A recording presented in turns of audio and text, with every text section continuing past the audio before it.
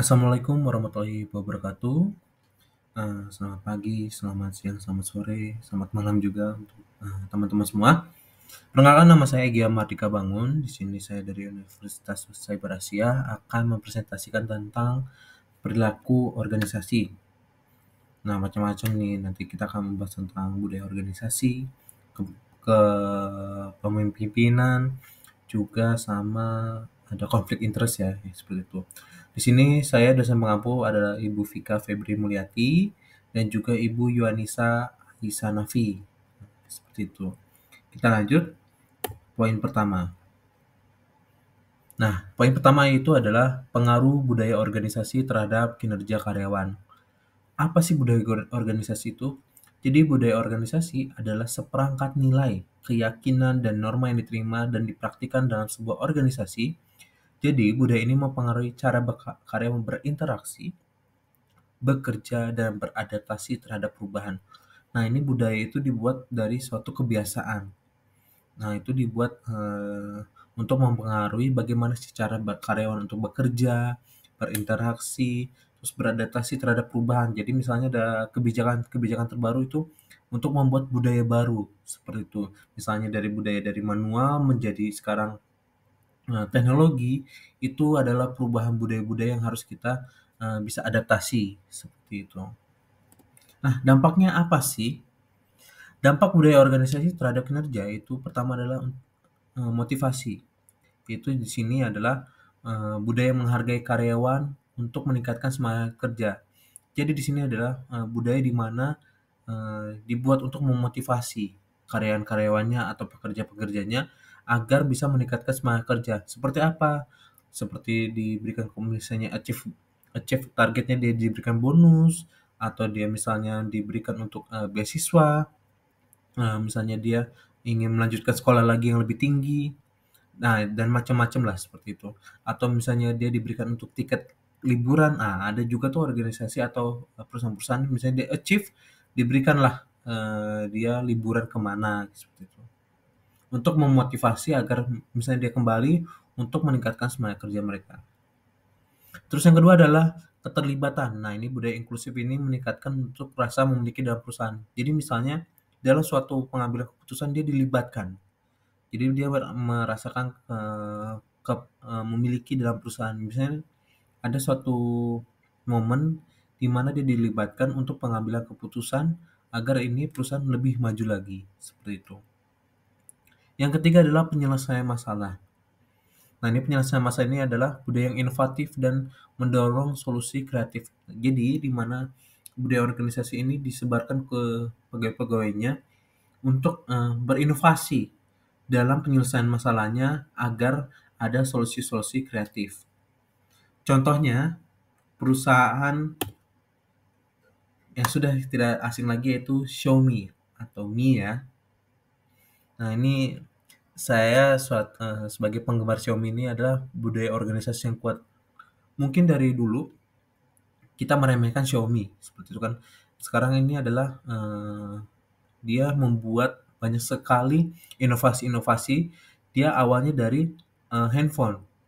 Akhirnya dia bisa membuat alat-alat rumah tangga. Mungkin teman-teman seperti tahu ya, dia hingga akhirnya dia membuat mobil gitu kan. Dulu dia dipandang sebelah mata gara-gara membuat handphone yang kok cuma seperti ini dibandingkan dengan Samsung dan juga dibandingkan dengan iPhone, apalagi Sony ya. Ini tiga perusahaan yang sangat besar di dunia. Akhirnya Xiaomi bisa menyaingi mereka. Jadi budayanya itu adalah semata-mata untuk penggemar. Mereka itu sangat loyal kepada penggemarnya atau pemakainya, usernya seperti itu. Jadi banyak karyawan yang itu sebelumnya adalah penggemar, jadi dia suka sama Xiaomi, akhirnya mereka bergabung. Nah, hasil dari dia pengalaman mereka yang sudah menggunakan user yang sudah menggunakan Xiaomi ini meningkatkan inovasi, kreativitas dan tantangan untuk bersaing dengan pesaing-pesaingnya seperti misalnya dari dari Apple, dari Sony, dari Samsung gitu kan. Dan dukungan dari komunitas mendorong untuk pertumbuhan perusahaan. Seperti itu. Nah, lingkungan kantornya itu adalah Mereka sangat egaliter, terbuka dan inovatif. Jadi mereka menerima dengan masukan-masukan dan pengambilan keputusan juga mereka lemparkan.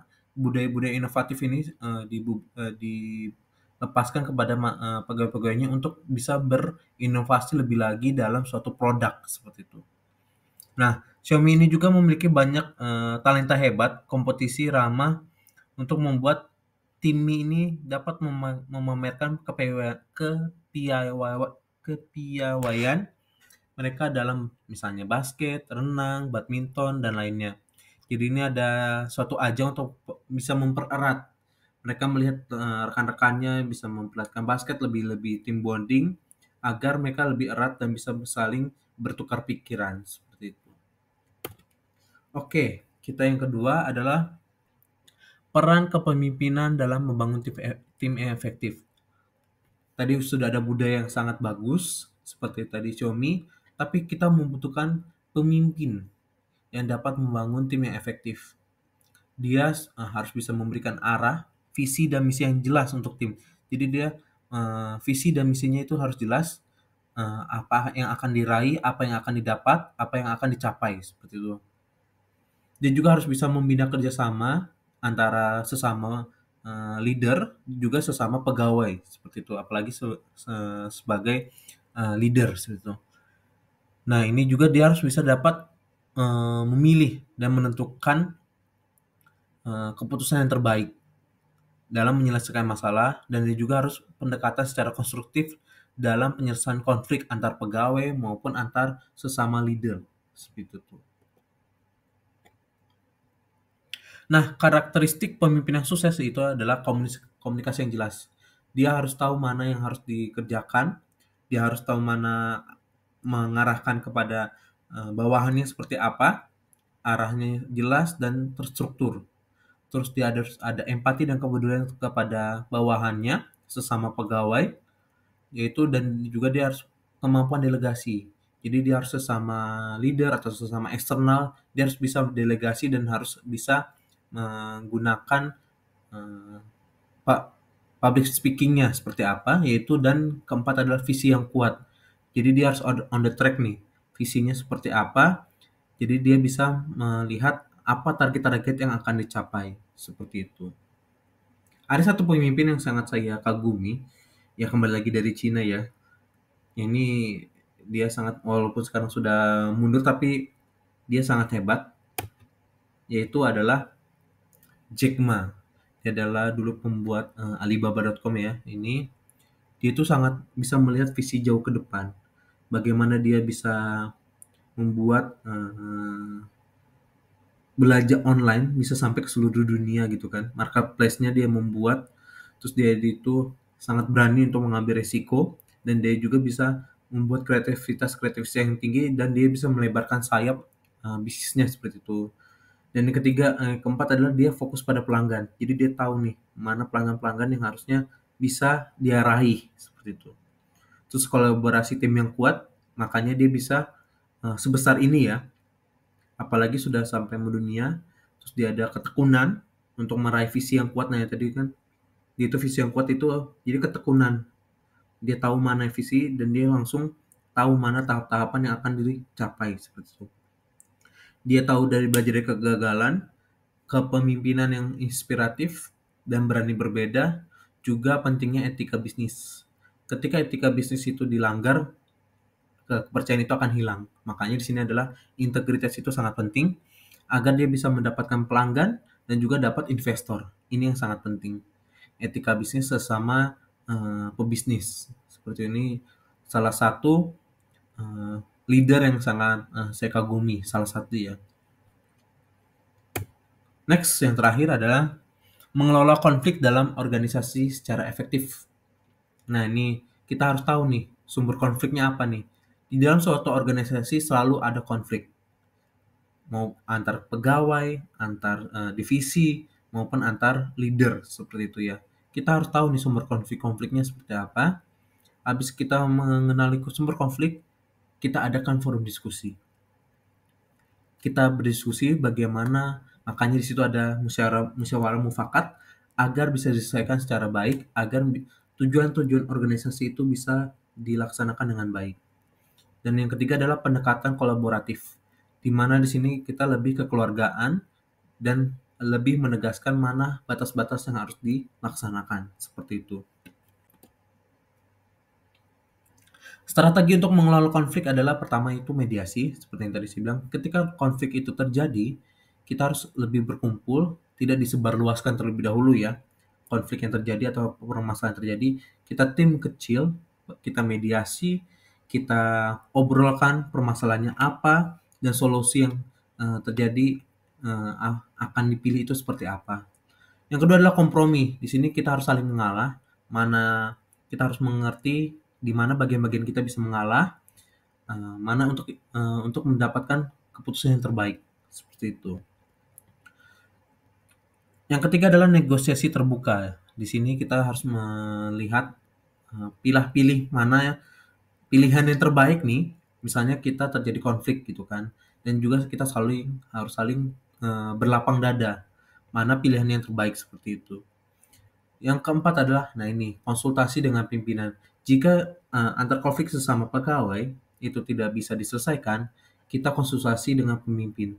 Bagaimana cara menerapkannya, misalnya si A itu tidak bisa mengerjakannya dengan baik, dan kita selalu memendam-mendamnya, dan akhirnya terjadi kebencian, antar pegawai ini tidak jadi saling ngobrol. Itu yang sangat tidak baik sebenarnya untuk bonding team.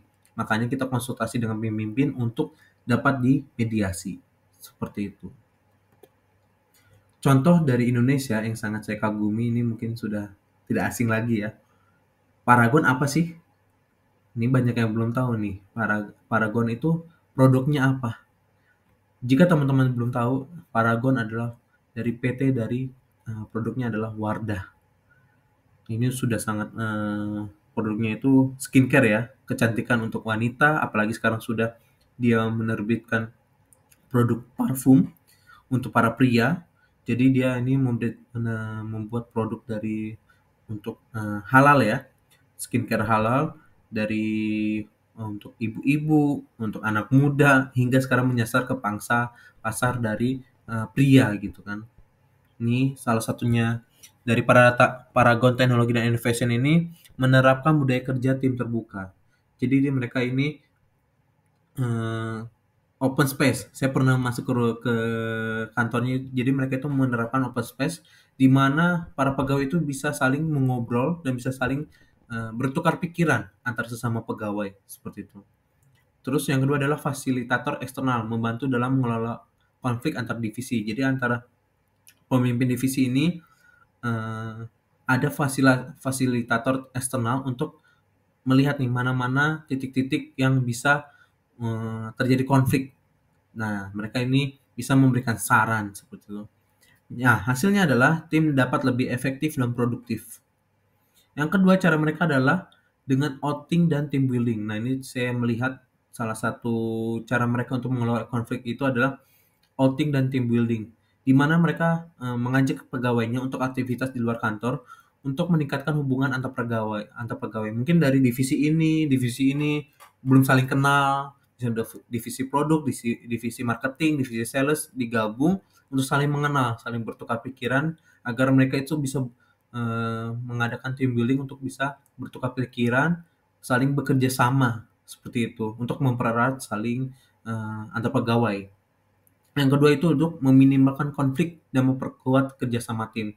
Jika saling mengenal, saling ngobrol, saling bertukar pikiran, itu tim akan lebih efektif dan produktif. Ini salah satu cara mereka untuk meminimalisir konflik.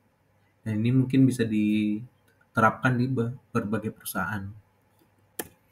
Nah, kesimpulannya adalah budaya organisasi yang kuat itu meningkatkan motivasi dan kinerja karyawan.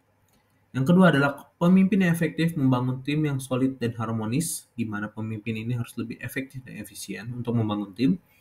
Yang ketiga adalah konflik dalam organisasi dapat dikelola dengan strategi yang tepat untuk meningkatkan kolaborasi.